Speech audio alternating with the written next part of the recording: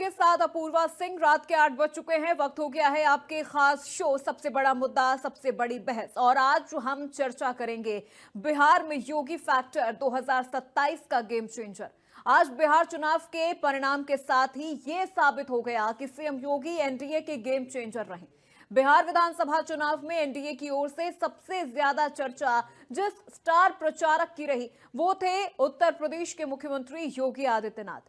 महज 10 दिनों में उन्होंने 31 विधानसभा क्षेत्रों में अपनी मौजूदगी दर्ज कराई है। कहीं जनसभा, कहीं रोड शो, कहीं गली गली पैदल मार्च। खास बात यह है कि जिन जिन सीटों पर योगी आदित्यनाथ की रैली या फिर रोड शो हुए हैं उनमें से कई जगहों पर बीजेपी मजबूत बढ़त बनाए हुए है। योगी ने बिहार में अपना प्रचार अभियान 16 अक्टूबर से शुरू किया। इसके बाद लगातार 10 दिनों तक उन्होंने दरभंगा, गया, भोजपुर, सारण, मिथिला, सीमांचल और मगध के अलग अलग जिलों में रैलियों की हैं। दरभंगा में उनका रोड शो बेहद चर्चा में रहा, जहां लोगों का उत्साह देखते ही बन रहा था। इस पूरे अभियान में योगी ने बीजेपी, जदयू, लोजपा, हम और राष्ट्रीय लोक मोर्चा के 43 प्रत्याशियों के लिए वोट मांगे और हर रैली में विपक्ष पर सीधा हमला बोला। माना जा रहा है कि योगी आदित्यनाथ की मौजूदगी में हिंदुत्व प्लस विकास का जो कॉम्बिनेशन बना वो इस पूरे चुनाव में गेम चेंजर साबित हुआ, जिससे बड़े पैमाने पर वोटर एनडीए की तरफ झुके। कई सीटों पर जहां मुकाबला कड़ा था वहां योगी की एंट्री के बाद समीकरण बदले हैं और अब उन क्षेत्रों में बीजेपी मजबूत लीड में है। अब सवाल यह है कि क्या बिहार से यूपी के लिए सियासी बिसात बिछाई जा रही है? क्या बिहार चुनाव परिणाम पूर्वांचल पर सीधी छाप छोड़ेगा? एनडीए की जीत से यूपी ही नहीं अन्य राज्यों में भविष्य में होने वाले चुनाव के लिए माहौल बनेगा। आज इन्हीं सवालों के साथ हम चर्चा करेंगे, लेकिन उससे पहले कुछ धमाकेदार जीत के कुछ धमाकेदार बयान आपको सुनवाते हैं, फिर चर्चा की शुरुआत करेंगे। तो आज जिस तरह से बिहार में एनडीए की सरकार बनी है और आज जिस तरह से एनडीए ने बढ़त हासिल की है, खास तौर पर अगर हम सेंचुरी की बात करें, डबल सेंचुरी यहां पर एनडीए की नजर आई है। महागठबंधन 35 सीटों पर सिमट गई है, जो आंकड़ा 2020 के चुनाव से भी काफी ज्यादा कम है। अब ऐसे में ये जो हार मिली है महागठबंधन को, ये सबसे बड़ी जो जिम्मेदारी यहां पर बन रही है वो कहीं ना कहीं राहुल गांधी और तेजस्वी यादव की भी बन रही है। जिस तरह से वोट चोरी का मुद्दा, एसआईआर का मुद्दा इस पूरे चुनाव की रैलियों के दौरान हमने लगातार देखा, क्या वो चीजें वोट में कन्वर्ट नहीं हो पाई, ये भी बड़ा सवाल है। दूसरी ओर जिस तरह से स्टार प्रचारक के तौर पर सीएम योगी आदित्यनाथ बिहार में ताबड़तोड़ उन्होंने रैलियां की हैं। गया गए हैं, भोजपुर गए हैं, सीमांचल गए हैं, मगध गए हैं, मिथिला गए हैं, कई ऐसे वो जिलों में गए हैं जहां पर बीजेपी को अच्छी खासी बढ़त मिली है, अच्छी खासी मार्जिन के साथ बीजेपी ने जीत हासिल की है।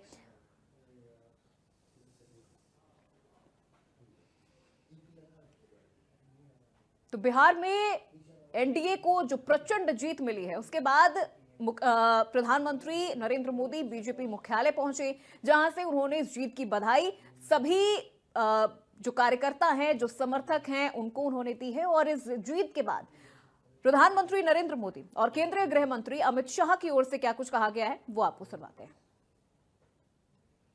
बिहार ने आज बता दिया है, फिर एक बार एनडीए सरकार, फिर एक बार।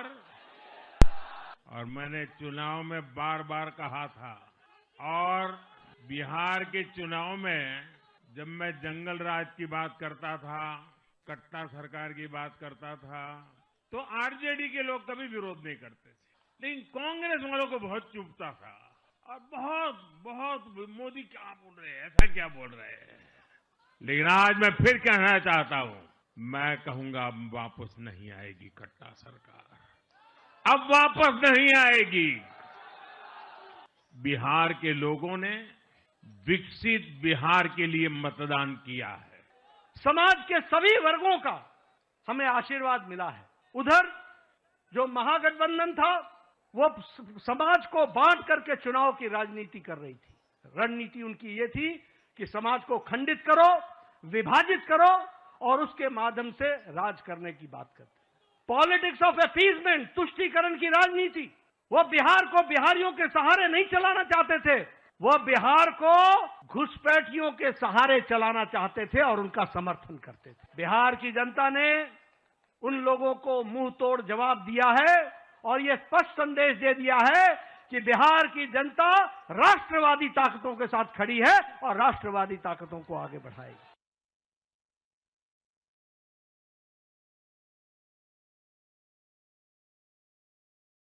ने पीएम नरेंद्र मोदी और जेपी नड्डा का ये संबोधन सुना।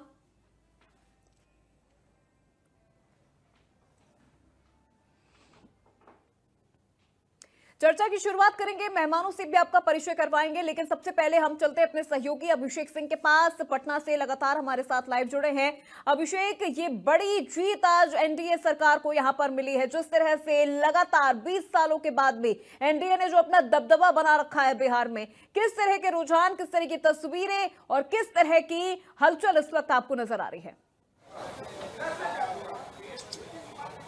देखिए, बीते कई दिनों से बिहार चुनाव पूरे देश में चर्चा का विषय था। इतना अनएक्सपेक्टेड चुनाव अब तक बहुत सालों बाद बिहार में देखने को मिला और खासतौर पर बिहार में जिस तरह की हंग विधानसभा की चर्चा थी, उसके बाद एग्जिट पोल आए और उसको लेकर चर्चा हुई। इससे पहले कई सारे एग्जिट पोल एग्जैक्ट पोल में तब्दील नहीं हुए, लिहाजा ये कहा जा रहा था कि ये एग्जिट पोल भी एग्जैक्ट पोल नहीं होगा। लेकिन बिहार की जनता ने जो करिश्माई कमाल वोटर टर्नआउट में किया, यानी देश की आजादी के बाद यह पहला मौका था जब बिहार में इस तादाद में बिहार के लोगों ने यह पूरा इतिहास रचा और जिसका नतीजा आज देखने को मिला है। एनडीए की सरकार न सिर्फ पूर्ण बहुमत की, बल्कि आंकड़े पार और चमत्कारिक आंकड़े से कई गुना आगे। इतनी तो अभिषेक ऐसा लग रहा है उम्मीद बीजेपी ने भी नहीं की होगी, और इतनी उम्मीद तो मुझे लग रहा है बीजेपी ने भी नहीं की होगी। 200 पार का आंकड़ा तो उन्होंने भी कभी अपने संबोधन में या अपने किसी भाषण में, हमने कभी किसी बीजेपी प्रत्याशी के या फिर एनडीए के किसी प्रत्याशी के मुंह से हमने सुना हो। इतना ही नहीं अपूर्वा जी, बल्कि बीते कई दिनों से जब स्पेकुलेशन शुरू हुए, यानी कयासें शुरू हुई, तो किसी राजनेता के मुंह से हमने ये नहीं सुना कि हम इतनी सीटें ले आएंगे या इतना बड़ा चमत्कारिक आंकड़े तक पहुंचेंगे या इस तरह का क्लीन स्वीप देखने को मिलेगा, चाहे वो बीजेपी के नेता हो या आरजेडी के नेता हो। तो ये बिहार की जनता का धन्यवाद है बीते 20 सालों में हुए कामों का। एनडीए के साथ इस कोलैबोरेशन यानी इस अलायंस का जो चमत्कारिक परिणाम देखने को मिला है, उसके नतीजे हमारे सबके सामने हैं। वहीं आरजेडी की तरफ से भी तमाम तरीके के वादे किए गए थे चुनाव में, जिसे जनता ने सिरे से नकार दिया है। कई सारे वादे किए गए थे, बड़े बड़े वादे किए गए थे। मुझे नहीं लगता कि देश में किसी राजनीतिक दल ने यह वादा किया हो कि वो 1 करोड़ सरकारी नौकरी देंगे, हर घर में 1 नौकरी देंगे। इस तरह का भी वादा किया गया। लेकिन बिहार की जनता ने बहुत तेजी से न सिर्फ वोट टर्नआउट किया, बल्कि सरकार बनाने के लिए किस तरह का मैंडेट लाना चाहिए ये भी बता दिया है। और बिहार जहां इस तरह की राजनीति हुआ करती थी, जहां हंग विधानसभा होती थी, तोड़ तोड़ की राजनीति होती थी, और यही वजह है कि इस बार जिस तरह का वोटर टर्नआउट देखने को मिला और फिर वो मतदाताओं की आवाज बनकर बैलेट बॉक्स से बाहर आया, उसने हर किसी को आश्चर्यचकित कर दिया। हम जेडीयू ऑफिस में ही मौजूद हैं और कुछ तस्वीरें आपको दिखाने की कोशिश भी करेंगे। तमाम जेडीयू के समर्थक कार्यकर्ता यहां सुबह से ही मौजूद हैं। जश्न का माहौल है, आतिशबाजी हो रही है। और क्या ये कहते हैं, क्या इनका कहना, इनसे पूछेंगे और इन्हें क्या लगता है कि क्या चमत्कार। बिल्कुल अभिषेक, बातचीत करिए। चमत्कार नहीं, ये नमस्कार है। चमत्कार नहीं कहिए इसको, ये तो पहले से ही है। टाइगर अभी जिंदा है, शेर घास नहीं खाता है, मांस खाता है, ठीक ना। ओनली फॉर बिहार का मतलब नीतीश कुमार, ओनली फॉर नीतीश कुमार, बस। जय नीतीश, जय बिहार हैं। और भी लोग हैं, उनसे उनके पास भी चलते हैं आपको लेकर के। अपने कैमरा पर्सन से कहूंगा कि उधर भी कुछ तस्वीरें हैं आपको। यहाँ तमाम लोग मौजूद हैं बिहार के। क्या कहेंगे भाई साहब, क्या कहेंगे? जिस तरह का वोटर टर्नआउट आया है, जिस तरह के नतीजे आए, क्या कहेंगे? नतीजे तो बहुत बम्पर आया है। हाँ, ऐसी उम्मीद थी आप लोगों को? हाँ, उम्मीद तो था पहले से ही। हाँ, ऐसी उम्मीद, बिल्कुल उम्मीद थी। इतनी बड़ी उम्मीद थी। हाँ, हाँ, क्योंकि जो काम करेंगे उन्हीं को वोट मिलेगा। काम तो हुई है। सिर्फ आरजेडी वालों को छोड़ करके बिहार के तमाम लोगों को बिहार में काम दिखती है। आरजेडी वालों को काम नहीं दिखती है। अमूल हम तो पहले ही क्लियर रखा था कि 90+ होनी चाहिए। अभी और लंबा, अभी और बढ़ेगी, अभी और तो और दूर चला गया है। क्यों, क्या लगता है किस तरह का जो नतीजा आया, उम्मीद की थी इस तरह की? बिल्कुल बिल्कुल ऐसा ही उम्मीद था, पूरा उम्मीद था 100%। पहले से हम कह चुके थे कि जीतेगा एकदम। छठ मैया ने भी कमाल दिखाया। बिल्कुल बिल्कुल सब चीज इनका काम दिखाया है, वो तो आशीर्वाद है ही छठ मैया का, लेकिन इनका काम है, नीतीश कुमार का जो काम है उनको दिखा सबको। नीतीश जी सबसे बेस्ट है। क्या कहेंगे सर, किस तरह के, जिस तरह के रुझान आए, जिस तरह के नतीजे आए, ऐसी उम्मीद आप लोगों ने भी नहीं की थी? एकदम 54 साल के बाद लैंडस्लाइड टाइप का जो है ना ये आया है। और इस बार मुसलमानों ने बढ़ चढ़कर हिस्सा लिया है ज्यादा मात्रा में। जो आपने देखा कि 71% वोटिंग हुए हैं, उसका यही है कारण, लैंडस्लाइड का कारण सिर्फ यही है। ये 54 सालों में जो आपने जो देखा, ये पहली बार जो हुआ है ये नजारा, ये सिर्फ मुसलमानों का बढ़ चढ़कर वोट करना नीतीश कुमार जी को, वही का देन है। विश्वास नीतीश जी पे मुसलमान ने विश्वास किया और पूरे बिहार के अवाम में विश्वास किया, क्योंकि इन्होंने जो बोला वो कर दिया। 125 यूनिट फ्री बोला, बिजली वो दे दिया सबको, मतलब जो वृद्धा पेंशन दे दिया, महिलाओं को 10-10 हजार रुपये जो बोला था उन्होंने दे दिया। बस इन पे एक विश्वास है, क्योंकि ये सबका साथ लेके चलते हैं, सबका विकास करते हैं। और इनमें एक खूबी ये है कि ये किसी को नहीं देखते हैं, ये देखते हैं हिंदू, मुस्लिम, सिख, ईसाई, सब है भाई भाई। एक कम्युनिटी को देख के ये नहीं चलते हैं, ये सबको एक इक्वल से देखते हैं। और उधर से भी बहुत लंबा लंबा किया गया। देखिए सर, वादा हर कोई करता है, गवर्नमेंट इनकी थी फर्स्टली है, और गवर्नमेंट जो कर देती है वो नॉन गवर्नमेंट वाले लोग नहीं कर पाएंगे। इनके पास पूरी मतलब गवर्नमेंट है, तो इनके पास सब कुछ प्लान है, तो इनके हाथ में जब प्लान है तो ये कुछ भी कर सकते हैं। बिल्कुल अभिषेक, एक बार जो लोग वहां पर मौजूद हैं, एक बार उनसे ये भी पूछिए कि सीएम योगी आदित्यनाथ का पहुंचना एक बहुत बड़े गेम चेंजर के तौर पर साबित हो रहा है। जितनी रैलियां, जितनी जनसभाएं सीएम योगी आदित्यनाथ ने की और जिन जिन जिलों में की, वहां पर बीजेपी को बड़ी अच्छी खासी लीड मिली है। ताज में जरूर लगेगा इंशाअल्लाह रहमान। ऊपर वाले का अगर रहमो करम रहा, आप लोगों का दुआ रहा, तो कोहिनूर का हीरा एक ताज में जरूर लगेगा, युवा ब्रिगेड का दानिश इमरान फ्रॉम सब्जी बाग। ठीक है,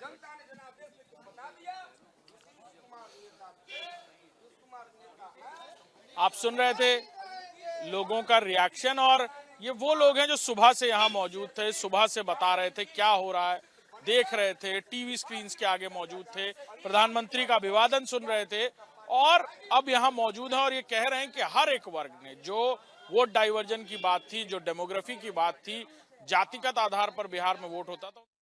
बिल्कुल बिल्कुल अभिषेक, मैं लौटूंगी आपके पास, आप बने रहिए लगातार। कुछ मेहमान भी हमारे साथ इस खास चर्चा के लिए हमारे साथ जुड़ गए, एक एक करके उनका परिचय करवा देते हैं। डॉक्टर आलोक राज हमारे साथ जुड़ गए हैं, प्रवक्ता हैं आरजेडी से। आलोक जी बहुत स्वागत है आपका। ऋचा सिंह हमारे साथ जुड़ गई हैं, प्रवक्ता है बीजेपी पार्टी से। ऋचा जी आपका भी बहुत स्वागत है। पंकज रस्तोगी जी हमारे साथ जुड़ गए हैं, वरिष्ठ पत्रकार के तौर पर। पंकज जी बहुत स्वागत आपका। और अतुल यादव हमारे साथ जुड़ चुके हैं, प्रवक्ता है समाजवादी पार्टी से। अतुल यादव जी आपका भी बहुत स्वागत है। सबसे पहले ऋचा जी मैं आपका ही रुख करूंगी, आपसे ही आज अपनी चर्चा की ओपनिंग करूंगी, क्योंकि 200+ सीटें, इतनी सीटों का क्या आंकड़ा सोचा था एनडीए ने, बीजेपी ने, कि 200+ सीटों पे जीत हासिल करेंगे, डबल सेंचुरी लगाएंगे इस बार बिहार पे? बिल्कुल अपूर्वा जी, बिहार की जनता ने लैंडस्लाइड विक्ट्री दी है एनडीए को, और ये एनडीए की जीत एनडीए की नीति, नियत और नेतृत्व की जीत है। प्रधानमंत्री मोदी जी के मार्गदर्शन में, आदरणीय नीतीश जी के नेतृत्व में जिस तरीके से बिहार में चुनाव लड़ा गया, उसने एक चीज स्पष्ट कर दिया कि बिहार का कोई भी वर्ग हो, वो सभी एनडीए के साथ खड़े नजर आए, चाहे वो महिलाएं हो, चाहे वो युवा हो, चाहे वो वरिष्ठ नागरिक हो, चाहे वो किसी भी धर्म या जाति के लोग हो। तो ये कहा जा सकता है कि ये बिहार के जनभावनाओं की जीत है, ये बिहार में सामाजिक न्याय की जीत है। और जो लोग भी जाति की राजनीति कर रहे थे, तुष्टीकरण की राजनीति कर रहे थे, घुसपैठियों को दम पर सरकार बनाना चाहते थे, ये उनको एक बड़ा सबक भी है कि बिहार में सिर्फ बिहार के जनता की बात होगी, डबल इंजन के विकास मॉडल की बात होगी। और आप देख सकते हैं कि बिहार में डबल इंजन की सरकार ने अभूतपूर्व सफलता हासिल की है। लगातार एनडीए की सरकार में जनता ने अपना मजबूत भरोसा जताया है, और जो लोग परिवारवादी राजनीति करते थे, तुष्टीकरण के दम पर सरकार बनाना चाहते थे, उनको हाशिए पर ले जाने का काम बिहार की जनता ने किया है। बिल्कुल और बिल्कुल बिहार की ऋचा जी, जनता जीत की देखिए बहुत सारी बधाई भी आपको। और बात अब यहाँ पर अगर हम कांग्रेस की करें तो कांग्रेस तो मुझे लग रहा है अब एकदम क्लीन स्वीप हो गई है, 6 सीटों पर आ गई है और सबसे ज्यादा सीटों पर राजद यहाँ पर चुनाव लड़ रही थी जिसको सिर्फ 25 सीटें मिली हैं। नहीं, देखिए कांग्रेस पार्टी जिस तरीके से बिहार में जंगल राज के साथ कंधे से कंधा मिलाकर खड़ी हो गई, जिस तरीके से कांग्रेस पार्टी ने बिहार में लोगों को, मतदाताओं को गुमराह करने की कोशिश की एसआईआर के नाम पे, वही एसआईआर जो चुनाव आयोग की एक रूटीन प्रक्रिया होती है अपूर्वा जी, कांग्रेस पार्टी के लोग ये नहीं बता पाए कि कांग्रेस की सरकार में एसआईआर की रूटीन प्रक्रिया को क्यों बंद कर दिया गया। और आप देख सकती हैं कि जिस तरीके से बिहार में वोटर टर्नआउट हुआ है, ये अपने आप में अभूतपूर्व भी है और लोकतंत्र के लिए बहुत सुखद है कि बड़े से बड़ी संख्या में मतदाताओं ने अपने घर से निकलकर सरकार को तय किया। और मैं ये भी कह सकती हूँ एक महिला होने के नाते कि मोदी जी की महिला सशक्तिकरण की नीतियों के तहत अब देश की महिलाएं प्रत्येक राज्य में तय करती हैं कि सरकार महिलाओं किसकी का जो बनेगी। वोट प्रतिशत रहा है खास तौर पर ग्रामीण इलाकों में हमने देखा है महिलाओं का जो वोट प्रतिशत रहा है वो भी काफी ज्यादा रहा है। फिर ये बातें आ रही थी कि नहीं ये तो वो महिलाएं हैं जो घर से बाहर निकली हैं, जिनके पति यहाँ से पलायन कर चुके हैं, जो रोजगार के लिए यहां से चले गए हैं। लेकिन फिर यह भी देखने को मिला कि 2020 के मुकाबले इस बार उन पुरुषों का भी जो वोटिंग परसेंटेज है वो भी बहुत ज्यादा देखने को मिला है। चलिए मैं लौटूंगी आपके पास। आलोक राज जी, सर कहां कमी रह गई, कहां चूक हो गई? 35 सीटों पर आ गए जिसमें से 6 सीटें कांग्रेस को मिली है, 25 सीटें राजद को मिली है। ये बहुत बड़ी मुझे लग रही है कि ये चूक हुई है और एनालिसिस की बहुत ज्यादा जरूरत इस वक्त लग रहा है, राजद को भी है और कांग्रेस को भी है। देखिए अपूर्वा जी, हम अपनी हार को स्वीकार करते हैं। लोकतंत्र में जो है जनता मालिक होती है और जनता ने जनादेश जो दिया है उसको हम स्वीकार करते हैं। लेकिन यह जनादेश जो है लोकतंत्र का जनादेश सर्वोपरि है।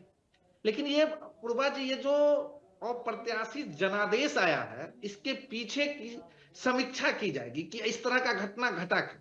लेकिन प्रथम दृष्टिया में यह नजर आ रहा है कि एनडीए की सरकार ने जो महिलाओं के खाते में 10-10 हजार रुपया देने की योजना बनाई, उस योजना में उनको सफलता मिल गई। अपूर्वा जी, मैं स्पष्ट कहना चाहता हूं, उन्होंने महिलाओं को 10-10 हजार रुपया जो देने का काम किया उससे उनको सफलता मिली और महिलाओं ने उनको मतदान किया, नो डाउट, जिसका परिणाम है। तो इसीलिए जनादेश को स्वीकार करना चाहिए। हम लोग समीक्षा करेंगे कि हमारी और गलती कहां हो।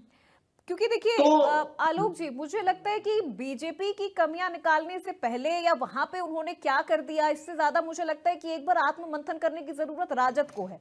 एकदम अपूर्वा जी, किसी भी चुनाव की परिणाम का मंथन करना और उसकी कमी, हमने क्या कमी छोड़ा, उस पर अध्ययन करना, उस पर शोध करना बहुत जरूरी चीज है। तभी हम आगे बढ़ सकते हैं। तो हमारी दल इस पर अध्ययन और शोध करेगी कि हमें क्या गलती हुई और क्या कमियां हुई। इस पर अध्ययन और शोध किया जाएगा क्योंकि लोग, हम पुनः बोल रहे कि हम जनादेश मेरे खिलाफ है।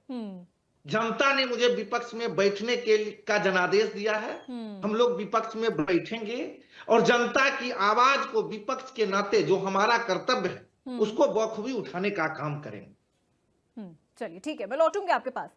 अतुल यादव जी, पहले तो आज की इस पूरे नतीजे पर आपका क्या रिएक्शन है? और फिर अखिलेश यादव तो लगातार ताबड़तोड़ ट्वीट किए जा रहे हैं। उन्होंने पश्चिम बंगाल का जिक्र कर दिया, उन्होंने उत्तर प्रदेश का जिक्र कर दिया और मुझे लग रहा है इस हार में वो काफी ज्यादा बौखला गए हैं, एसआईआर और ये तमाम चीजें।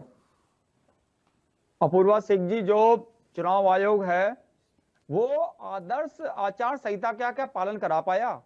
अगर हम बात करें, देश का चुनाव आयोग एक संवैधानिक संस्था है, उसे निष्पक्ष चुनाव कराने की जिम्मेदारी होती है। क्या चुनाव के दौरान ये 10-10 हजार रुपए डाले गए थे? चलो, जो हमारे इस पैनल पर आलोक राज जी बैठे हुए हैं वो बिहार से हैं, उन्होंने जो कहा, अब सुनिएगा, जब कोई चुनाव आयोग भारतीय जनता पार्टी का फ्रंटल संगठन बन जाए तो आपके देश की संवैधानिक संस्थाओं पर हम कैसे विश्वास कर सकते हैं? एक चीज है, एसआईआर की बात आ गई। ऋचा सिंह जो भारतीय जनता पार्टी के प्रवक्ता बैठी हुई है, एसआईआर की बात कर रही थी। 64 लाख मतदाताओं के नाम काटे गए, 16 लाख ने आवेदन किया और जो 21 लाख कैसे नाम जोड़ दिए गए। एक चीज भारतीय जनता पार्टी बताए या भारतीय जनता पार्टी के प्रवक्ता बताएं कि चुनाव आयोग की निष्पक्षता हम कैसे करें।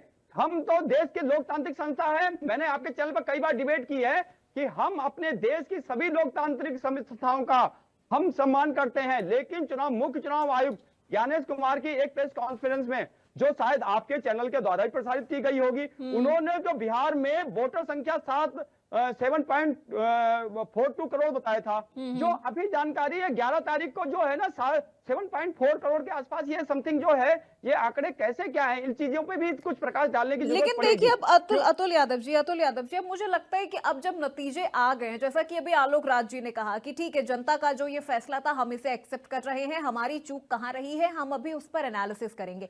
तो मुझे लगता है ये चीजों के लिए ना तैयारी एक बार सपा को भी करनी चाहिए। सिर्फ ये कि एसआईआर का मुद्दा है, वोट चोरी हुई है, चुनाव आयोग मिल गई है बीजेपी से, देखिए ये चीजें इस बार चली भी नहीं सर। ये चीजें जितनी तेजी से राहुल गांधी इन चीजों को लेकर आए थे, तेजस्वी यादव ने तो इस चीजों में कोई इंटरेस्ट ही नहीं दिखाया सर। वो तो उसको कंटिन्यू लेके आगे कैरी ऑन उन्होंने किया ही नहीं।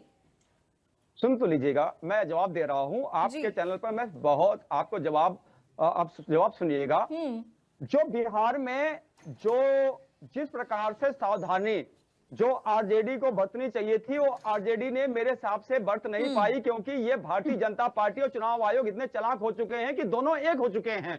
ये देश में लोकतंत्र के लिए क्या है, लोकतंत्र को जिंदा रखना होता है। लोकतंत्र में हम जो पीडीएफ रह रही, उत्तर प्रदेश में तो ऐसा नहीं होने देंगे। और हम समाजवादी पार्टी के सजग प्रहरी बन करके एसआईआर को जो इन्होंने छल कपट बिहार में किया है, ये उत्तर प्रदेश में हम कतई नहीं होने देंगे, बिल्कुल नहीं होने देंगे। और हम सजग हैं और सजग रहेंगे। हमने 2024 में भी सजगता दिखाई थी लोकसभा चुनाव में। जो आज बैसाखी पर जो आज भारतीय जनता पार्टी खड़ी है ना केंद्र में, वो हमारी बदौलत खड़ी है, समाजवादियों की बदौलत खड़ी है, उत्तर प्रदेश की बदौलत खड़ी है। और उत्तर प्रदेश में तो हम भारतीय जनता पार्टी को 2027 में सुपड़ा साफ करेंगे।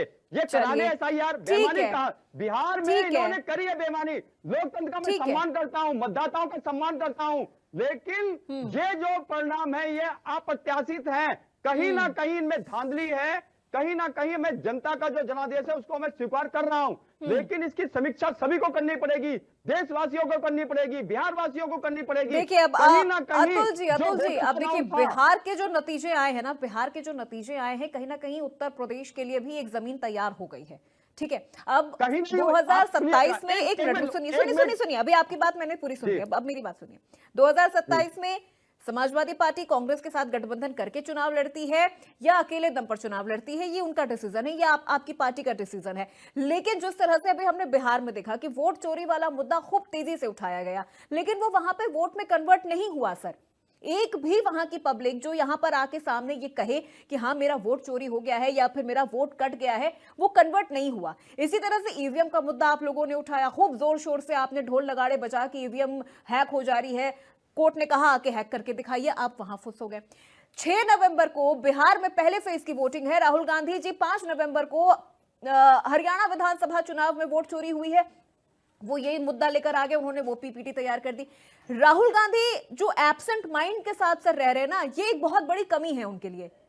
अब अगर आप बार बार ये दिखाने की कोशिश कर रहे हैं समाजवादी पार्टी या फिर कांग्रेस की राहुल गांधी अगर अपने दम पर चुनाव नहीं लड़ पा रहे हैं या नहीं जीत पा रहे हैं, तो फिर वहां पर वोट चोरी हो गई है, ऐसे नहीं चलेगा सर। अगर पार्टी के कार्यकर्ताओं को, पार्टी के समर्थकों को अगर एक रखने की जरूरत है ना, तो ग्राउंड लेवल पर काम करने की जरूरत है। अपनी हार का ठीकरा बार बार ईवीएम पर या अपनी हार का ठीकरा बार बार वोट चोरी पर फोड़ने की जरूरत नहीं है। चलिए मैं लौटूंगी आपके पास। पंकज रस्तोगी जी, सर किस तरह से इस पूरे चुनावी समीकरण को देख रहे हैं, नतीजों को किस तरह से देख रहे हैं? योगी आदित्यनाथ का बिहार में जाकर रैली करना, चुनावी जनसभाओं को करना कितना गेम चेंजर के तौर पर साबित हुआ है? और जैसा कि अभी अतुल यादव जी कह रहे थे कि 2027 में तो हम बीजेपी का सुपड़ा साफ कर देंगे, बिहार के चुनाव के बाद क्या ऐसा लग रहा है कि संभव है यूपी में?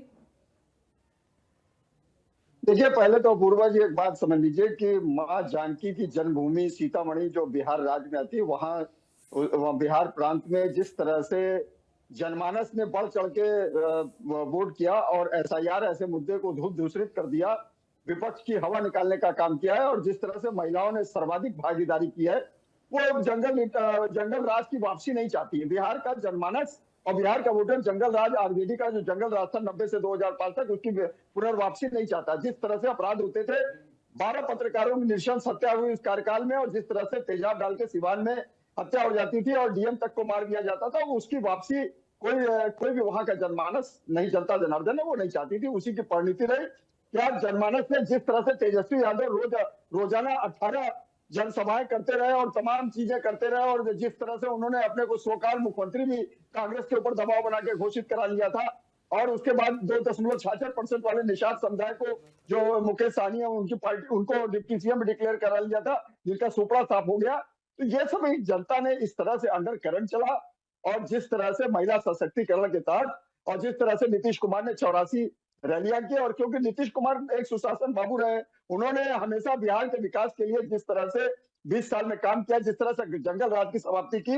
हालांकि तेजस्वी यादव भी उनके साथ अभी कुछ दिन पहले 17 महीने सरकार चला चुके, उस समय उनको न जीविका दीदी की याद आई, न किसी महिलाओं के सशक्तिकरण की याद आई। वो चाहते तो कर सकते थे, लेकिन उन्होंने ऐसा कुछ नहीं किया, बल्कि जिस तरह से वहां की महिलाओं को सशक्त करने का काम भारतीय जनता पार्टी एनडीए ने किया है, उसी के चलते देखिए उसी की परिणति हुई कि वहां पर आज जो है जिस तरह से प्रचंड बहुमत की सरकार वहां पर एनडीए की बनने जा रही है, और उसको चारों खाने चित्त कर दिया है राजद गठबंधन को। और ये लोग तो खुद ही देखिए भ्रष्टाचार के आगन में डूबे हैं। नौकरी की बात करने वाले तेजस्वी यादव कि हम आपको सरकार बनते ही सबको घर में एक नौकरी लेकिन देंगे। मेहनत तो तेजस्वी यादव ने भी की, पंकज रस्तोगी जी। अगर हम देखें तो ऑन एन एवरेज एक दिन में वो 12 से 15 रैलियां कर रहे हैं। नौकरी देने के नाम पे पंकज जी अपूर्वा जी जो नौकरी देने के नाम पे जमीनें लिखवा देते थे, वो कहाँ से इस तरह की बात करेंगे? देखिए पंकज जी एक मिनट सर, एक मिनट, अरे रुक जाइए पंकज जी सर मेरी बात सुनिए, एक मिनट मेरी बात सुनिए, रुक जाइए। ऐसे नहीं सर, ऐसे चल, अरे अतुल यादव जी रुक जाइए सर, आपने अपनी बारी में बोल दी सर, अब अभी नोट करके रखिए, अगली बारी में बोलिएगा क्या आपको बोलना है, ऐसे बीच में नहीं। पंकज जी अभी हम यहाँ पर अगर हम बात करें लालू यादव जी की, देखिए उनका जमाना चला गया। के नाम काटे गए। रुक जाइए पंकज जी सवाल ले लीजिए सर। जो भारतीय जनता पार्टी का प्रासंगिक संगठन, रुक जाइए, अरे ऑडियो डाउन करिए सबका, ऑडियो डाउन करिए सबका। अभी किसी की आवाज नहीं जा रही है। पंकज जी आपकी भी आवाज नहीं जा रही है, अतुल यादव जी आपकी भी आवाज नहीं जा रही है। अब आप दोनों आपस में ही सर लड़ भिड़ेंगे तो फिर कैसे चलेगा? एनालिसिस कर रहे हैं ना इस पूरी जीत और इस पूरी हार को लेकर। पंकज जी अगर आपको मेरी आवाज सुनाई दे रही है तो सर आपकी आवाज अभी नहीं जा रही है ऑन एयर, आपकी आवाज ऑन एयर नहीं जा रही है पंकज जी। चलिए ठीक है, उनको शायद नहीं सुनाई दे रहा है। ऋचा जी से मेरा सवाल है, ऋचा जी सीएम योगी आदित्यनाथ का पहुंचना एक बहुत बड़ा गेम चेंजर के तौर पर साबित हो रहा है, ये भी हम लगातार देख रहे हैं। फिर ये बात कही जा रही है कि वोट चोरी का जो मुद्दा है वो कांग्रेस उतने अच्छे तरीके से भुना नहीं पाई, या तेजस्वी यादव उसमें ज्यादा इंटरेस्ट नहीं लिए, ये भी एक बड़ा फैक्टर है जो बीजेपी के खाते में एक वोट के तौर पर कन्वर्ट हुआ है। देखिए योगी आदित्यनाथ, रुक जाइए पंकज जी, अभी रुक जाइए सर, अभी रुक जाइए, अभी ऋचा जी से सवाल है, फिर मैं लौटूंगी आपके पास। जी अपूर्वा जी, योगी आदित्यनाथ जी की बिहार में स्टार प्रचारक के तौर पर सबसे ज्यादा मांग थी, और 16 अक्टूबर से जब चुनाव प्रचार शुरू हुआ तो आदरणीय योगी आदित्यनाथ जी ने 10 दिन में 31 से ज्यादा रैलियां की, रोड शो किया और जनता के अभूतपूर्व समर्थन को हासिल किया। योगी आदित्यनाथ जी का जो मॉडल है विकास और विरासत के समन्वय का मॉडल, उत्तर प्रदेश को उन्होंने जिस तरीके से गरीबों बीमारू राज्य की भूमिका से बाहर निकाला, उत्तर प्रदेश में माफियाओं को ध्वस्त करने का काम किया, उत्तर प्रदेश में सुशासन की स्थापना की, बेटियों की सुरक्षा को सुनिश्चित किया, उसको मांग आज बिहार में भी बड़े पैमाने पर हो रही है, जिसके चलते योगी आदित्यनाथ जी को अभूतपूर्व समर्थन मिला और वो बड़े स्टार प्रचारक के रूप में उभर कर आए, और जनता ने योगी आदित्यनाथ जी के ऊपर, एनडीए की नीतियों के ऊपर भरोसा किया। और जिस तरीके से अभी समाजवादी पार्टी के प्रवक्ता की आप भाषा सुनिए कि अभी इनको जब जनता ने परिणाम दिए हैं तब भी इनका दम्भ कम होने के लिए तैयार नहीं है। जनता के जनादेश को सर झुकाकर स्वीकार करना ये लोकतंत्र की सबसे बड़ी खूबी है। अगर ये नहीं सीखेंगे तो जनता ने इनको बार बार नकारने का काम किया है। कल इसी तरीके की भाषा जो है आदरणीय लालू यादव जी की पार्टी के लोग भी बोल रहे थे, और आज उनको जनता ने क्या जनादेश दिया है ये पूरे देश के सामने है। सवाल इस बात का है कि बिहार की जनता सुशासन चाहती है, महिलाओं की सुरक्षा चाहती है, युवाओं को रोजगार चाहती है और सबका साथ सबके विकास की बात करती है। मैं एक महत्वपूर्ण सवाल पूछना चाहती हूँ अपूर्वा जी आपके माध्यम से कि ये लोग सामाजिक न्याय की बात करते हैं। बिहार में सामाजिक न्याय के योद्धा कहे जाने वाले शरद यादव जी के बेटे शांतनु यादव एक टिकट के मोहताज हो गए, लेकिन आदरणीय अखिलेश यादव जी के मुंह से एक शब्द नहीं फूटा, क्योंकि ये लोग परिवारवाद की राजनीति करते हैं और उन्होंने सत्ता के सिंहासन को अपने आंगन में कैद करके रख लिया है। परिवार खेलने का काम करते हैं। और अखिलेश यादव ये कहा करते थे कि हमने उत्तर प्रदेश में अवध जीत लिया, अब हम मगध जीतेंगे बिहार में। लेकिन अब यहाँ पर देखिए, अगर हम देखें तो मगध और शाहाबाद को साधने के लिए जिस तरह से लालू यादव जी ने काम किया, जो टैक्टिक उन्होंने अपनाई, वो काम नहीं कर पाया। इस बार वहां पर तो एनडीए ने अपनी बढ़त बना ली, वहां पर वापसी हो गई। हमने जी देखिए, मगध हम जीत गए हैं और 27 में अवध हम जीतने जा रहे हैं। और आदरणीय अखिलेश यादव जी तो जहां जहां प्रचार करने गए वो सभी सीटें जो है हार गए हैं महागठबंधन वाले। तो इस पर उनको आत्ममंथन करना चाहिए और एसआईआर और चुनाव आयोग पर सवाल उठाने के बजाय इस बात पर मंथन करने की आवश्यकता है कि 365 दिन जनता के बीच में रहकर जन आकांक्षाओं के अनुरूप कार्य करने की जरूरत है। और मैं तो एक बात और कहना चाहती हूँ, अभी चुनाव आयोग की बात कर रहे थे अपूर्वा जी, पहला ऐसा चुनाव होगा मेरे विचार में जहां पे बिहार में कहीं पे भी रिपोलिंग की मांग नहीं की गई। किसी भी व्यक्ति ने सामने आकर ये नहीं कहा कि मेरा वोट चोरी हो गया या मुझसे वोट नहीं देने दिया जा रहा है। तो ये जो है अच्छा, इस बार महिलाओं का भी वोट प्रतिशत काफी ज्यादा देखने को मिला। ऋचा जी, इस सवाल के साथ मैं लौटूंगी आपके पास। एक सवाल यहाँ पर आलोक राज जी से है। आलोक राज जी, देखिए, तेजस्वी यादव जी ने भी मेहनत बहुत की, नो डाउट। उन्होंने भी ताबड़तोड़ रैलियां की हैं। ऑन एन एवरेज अगर हम एक दिन की बात करें तो उन्होंने 18 से 20 रैलियां की हैं। लेकिन फिर भी जो उनके पिता को लेकर या उनकी पार्टी को लेकर जो एक जंगल राज वाली छवि है ना, वो मुझे लग रहा है उससे वो बाहर नहीं निकल पाए, या फिर जनता के दिमाग में वो चीजें अभी भी हैं। शुरू से शुरू करने की जरूरत है तेजस्वी यादव को। फिर तेज प्रताप यादव का परिवार से अलग हो जाना, ये तमाम चीजें बिहार की जनता बड़ी भावुक होती है सर। ये चीजें उनको राजनीति उतनी समझ में नहीं आएगी, लेकिन उनको परिवार की नीति बड़ी अच्छी तरह से समझ में आती है। देखिए अपूर्वा जी, हम तो पहले बोले हैं कि जनता का जो जनादेश मिला है, इन्होंने कहा, बीजेपी के प्रवक्ता ने, तो हम उन्हें सहर्ष सर झुकाकर स्वीकार करते हैं, क्योंकि लोकतंत्र में जो है भगवान जनता होती है। तो ये सत्य है कि उनके जनादेश को हर संभव हमको सर झुकाकर स्वीकार करना होगा, और हमें जो खामियां होगी उसकी हम समीक्षा करेंगे, और फिर हम लोकतंत्र के मंदिर में पुजारी बनकर पूजा करने जाएंगे। तो कहीं इस बात के लेकर कोई आशंका नहीं है कि जनता के जनादेश को हम सर झुकाकर स्वीकार नहीं करते। हम सर झुकाकर जनता के जनादेश को सहर्ष स्वीकार करते हैं, और हमारी जो भी कमियां होगी उसको हम समीक्षा कर उस पर फिर जनता के बीच जाकर उस पर समीक्षा कर कार्य करने का काम करेंगे। लेकिन आलोक जी, एक फैक्टर यहाँ पर और है, कुशवाहा फैक्टर। जब तक कुशवाहा बाहर थे 2020 में मगध शाहाबाद में अच्छी खासी तरह से आरजेडी का राज था, एनडीए वहां से साफ हो गई थी। ये आपको नहीं लग रहा कि ये एक चूक रह गई है, एक कमी रह गई है?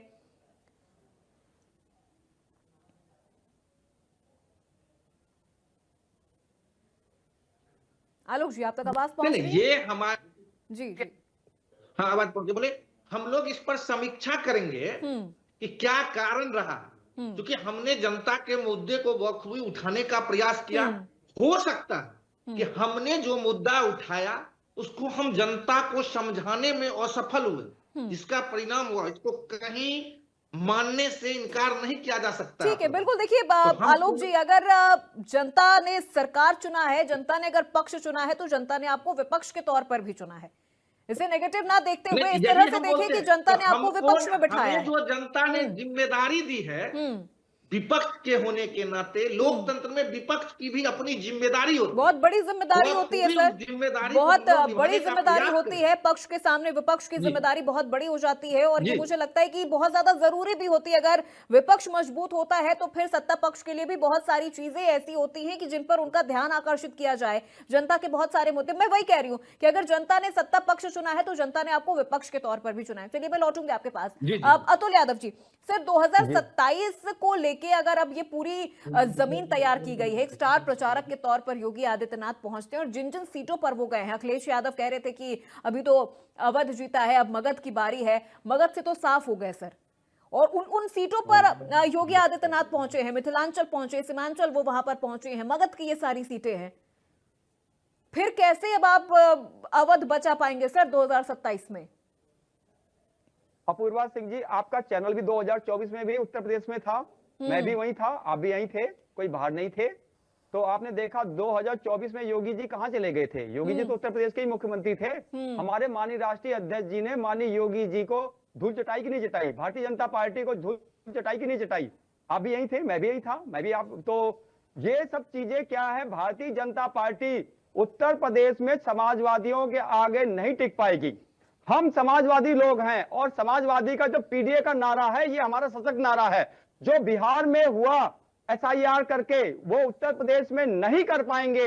वोट जो 64 लाख मतदाताओं के नाम काटे गए, ये एसआईआर बिहार में भी कहां हो पाया सर? जो आप बार बार ये कह रहे हैं कि वोट चोरी, वो तो बिहार में भी नहीं हुआ, वो तो बिहार में भी नहीं चला।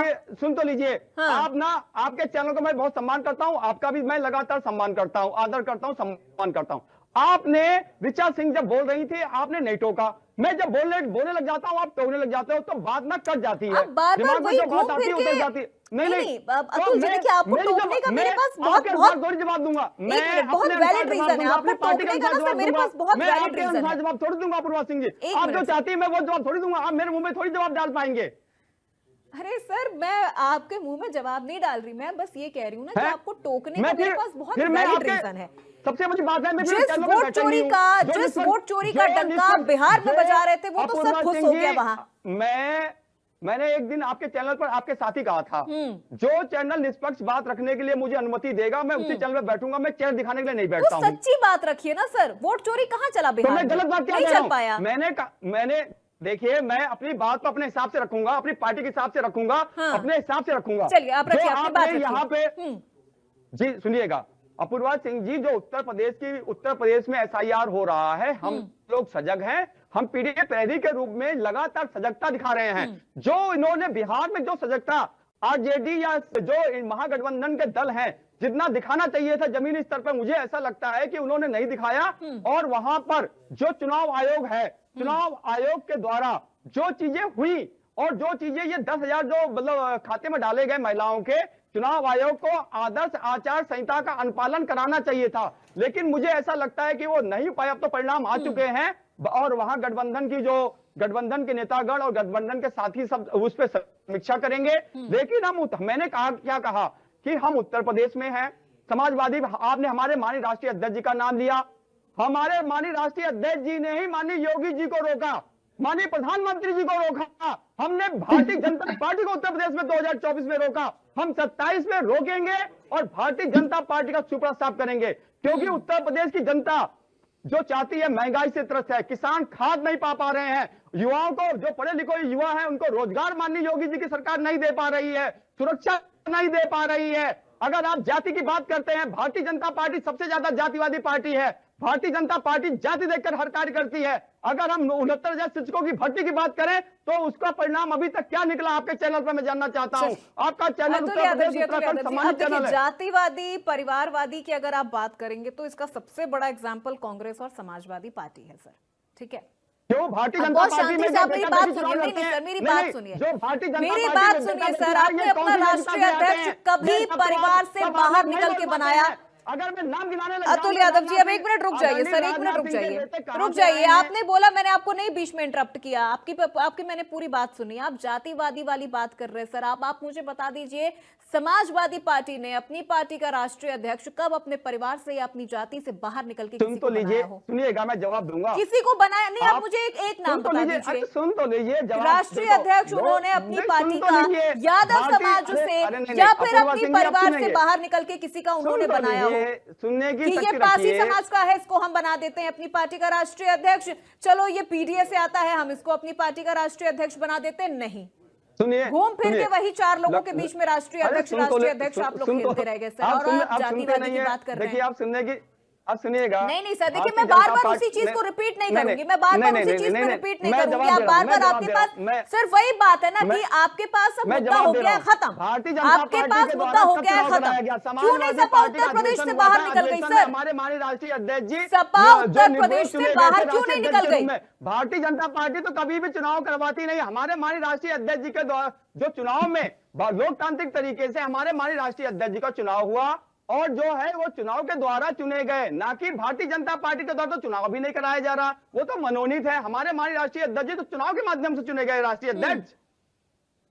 तो बस एक ही कैंडिडेट था आपके पास, बस एक ही कैंडिडेट था। नहीं भरा, जब किसी दूसरे ने पर्चा नहीं भरा, सर्वसम्मति से जब कोई पर्चा नहीं भरा गया, तो हमारे माननीय राष्ट्रीय यही बात है। अब देखिए, अब मैं फिर वही कह रही हूँ ना कि अब हम इस विषय पर जाएंगे तो चर्चा दूसरी दिशा में चली जाएगी, तो इस विषय पर अभी मुझे जाना नहीं है। जातिवादी परिवारवादी वाली जो बातें हैं ना, अभी हम बाद में करेंगे।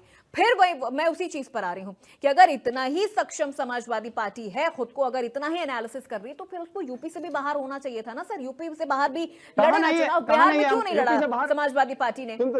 समाजवादी पार्टी ने बिहार में चुनाव क्यों नहीं लड़ा? आप कह रहे हैं हमारे पीटीए प्रहरी बैठे रहेंगे, हमारे पीटीए प्रहरी बैठे रहेंगे। आपको क्या लग रहा है महागठबंधन में जितनी पार्टियां थी, क्या वो नहीं रोक पाती? क्या वो नहीं रोक पाती? देखिए, हमने बिहार में गठबंधन, महागठबंधन, हम इंडिया गठबंधन नेता के रूप में जो हमारे माननीय राष्ट्रीय अध्यक्ष जी के द्वारा लगातार जो 25 रैलियां की गई, हमने अपने गठबंधन धर्म का पूरा निर्वहन किया। रही बात अब समीक्षा की बात है, अब समीक्षा करेंगे। जो आरजेडी के जो प्रवक्ता बैठे हुए समीक्षा करने की जरूरत है सर, समीक्षा करने की जरूरत है। ये आलोक राज जी भी समझ गए, ये आलोक राज जी भी समझ गए, जो कि मुख्य पार्टी है, बिहार में महागठबंधन की मुख्य पार्टी है, वो इस चीज को समझ गए। मुझे लगता है समाजवादी पार्टी को भी पहले सेल्फ एनालिसिस करने की जरूरत है सर। चलिए ठीक है, पंकज रस्तोगी जी, अब रुक जाइए सर। पंकज रस्तोगी जी, 2027 में क्या होगा? अवध बच पाएगा? समाजवादी पार्टी बचा पाएगी अवध? अभी अतुल यादव जी कह रहे हैं कि हम टुकड़ा साफ कर देंगे 2027 में बीजेपी का, इनके हाथ से अवध एक बार फिर चला जाएगा। देखिए अपूर्वा जी, एक बात तय समझ लीजिए, उत्तर प्रदेश में जैसे माफिया मुक्त उत्तर प्रदेश योगी आदित्यनाथ ने जिस तरह से माफियाओं के सफाई का काम किया और यहाँ पर एक भयमुक्त शासन देने का काम किया है, उसी की परिणति रही कि उत्तर प्रदेश में आज इन्वेस्टमेंट आ रहा है। उत्तर प्रदेश में जीरो टॉलरेंस की नीति है और महिला सशक्तिकरण के लिए जितना योगी आदित्यनाथ ने, जो प्रधानमंत्री मोदी की नीति रही है महिला सशक्तिकरण की, उसको आगे बढ़ाने का काम किया। तो ये योगी आदित्यनाथ की कार्यकुशलता का ही परिणाम है कि आज बिहार में 2020 के चुनाव में 21 रैली करते हैं, जिसमें 31 जगह पे चुनावी सभाएं करते हैं, जिसमें 16 जगह उनको विजयश्री प्राप्त होती है। उसी तरह से इस बार स्ट्राइक रेट उनका जिस तरह से वहां पर बिहार में भी उन्होंने प्रचार प्रसार किया और एक बताया, वहां के हिंदू जनमानस को समझाने का काम किया कि बटोगे तो कटोगे, उस सब चीजों को जनता ने उसको आत्मसात किया। उसी की परिणति रही कि बिहार में इतनी प्रचंड जीत हुई और उनका स्ट्राइक रेट भी योगी आदित्यनाथ का सर्वाधिक रहा। और दूसरी बात, ये जो पूरी आंधी चली है बिहार में, ठीक है, ये जो पूरी एक तरफा बिहार में आंधी चली है,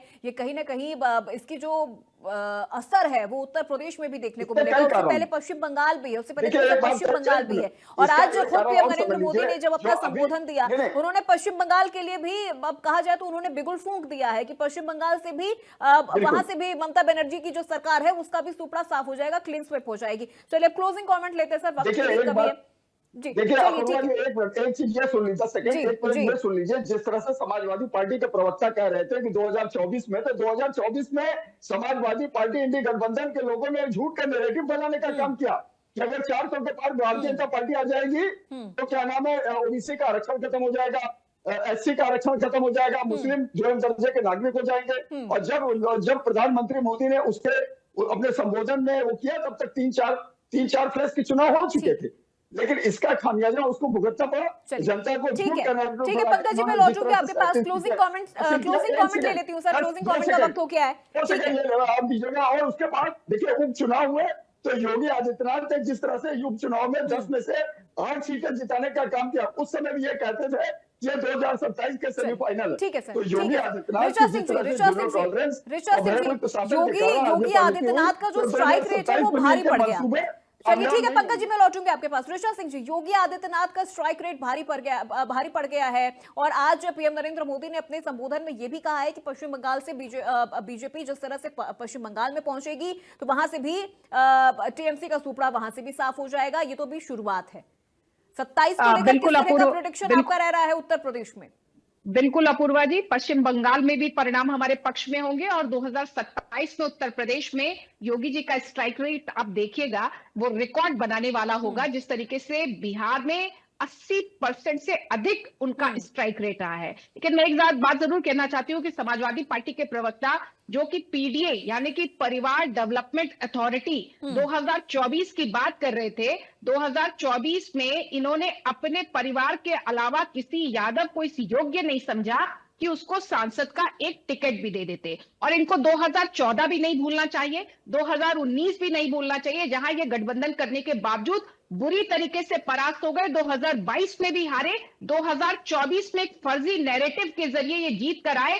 लेकिन उसके ठीक बाद कुंडरकी में जो कि मुसलमान बाहुल्य विधानसभा है, समाजवादी पार्टी की वो तो इस बार हमने बिहार में भी देखा है। 27 सीटें ऐसी हैं जो कि मुस्लिम बाहुल्य इलाके की हैं और वहां से भी बीजेपी को लीड मिली है, भर भर की भी बीजेपी। बिल्कुल अपूर्वा जी, क्योंकि भारतीय जनता पार्टी सबका साथ सबकी विकास की राजनीति करती है। बिल्कुल बिल्कुल। अब बीजेपी के लिए मुझे लग रहा है कि चीजें अब यहाँ पर थोड़ी थोड़ी आसान होती जा रही है। लेकिन फिर भी अगर हम सत्ता पक्ष को अगर हम देख रहे हैं तो हम विपक्ष को भी यहां नकार नहीं सकते हैं, चाहे विपक्ष में कांग्रेस हो, समाजवादी पार्टी हो या फिर राजद हो। विपक्ष को भी हमें यहां हल्के में नहीं लेना है। विपक्ष अगर कुछ बोल रहा है तो वो भी हमें सुनने की जरूरत है। आलोक वर्मा जी, क्लोजिंग कमेंट सर आपका इस पूरे विषय को लेकर। सेल्फ एनालिसिस की जरूरत है। चीजें कब तक आप लोग ये एनालिसिस कर पाएंगे कि हमसे कहां कमी रह गई है, कहां चूक हो गई है हमसे?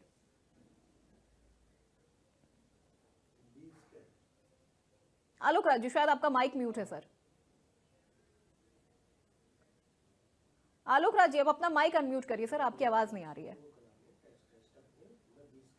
अपूर्वा जी, जल्द ही इसकी समीक्षा की जाएगी। लेकिन आप लोगों ने देखा होगा कि जिस तरह चुनाव के समय जो है आदर्श आचार संहिता लागू होने के बाद लाभुकों के खाते में पैसे डाले गए, तो ये सवालिया चिन्ह जरूर खड़ा करता है। लेकिन फिर भी हम कहते हैं कि हमें अपनी समीक्षा करने की जरूरत है। ठीक है, बिल्कुल बिल्कुल आलोक वर्मा जी, समीक्षा करने की जरूरत है। अगर जनता ने विपक्ष में आपको बिठाया है तो विपक्ष के तौर पर भी बड़ी मजबूत जिम्मेदारी यहां पर आपकी पार्टी की भी हो जाती है। बहुत शुक्रिया सभी मेहमानों का हमारे साथ इस चर्चा में जुड़ने के लिए। तो आज जिस तरह से एनडीए ने बिहार में प्रचंड बहुमत के साथ जीत हासिल की है, कहीं ना कहीं वो नैरेटिव जो वोट चोरी और एसआईआर का लेकर विपक्षी पार्टियां उठा रही थी वो पूरी तरह से ध्वस्त हो गया है। समीकरण तैयार हो चुका है 2027 में उत्तर प्रदेश के चुनाव को लेकर भी। तो फिलहाल आज इस चर्चा में मेरे साथ बस इतना ही। प्रदेश की तमाम खबरों के लिए आप देखते रहिए इंडिया न्यूज उत्तर प्रदेश उत्तराखंड।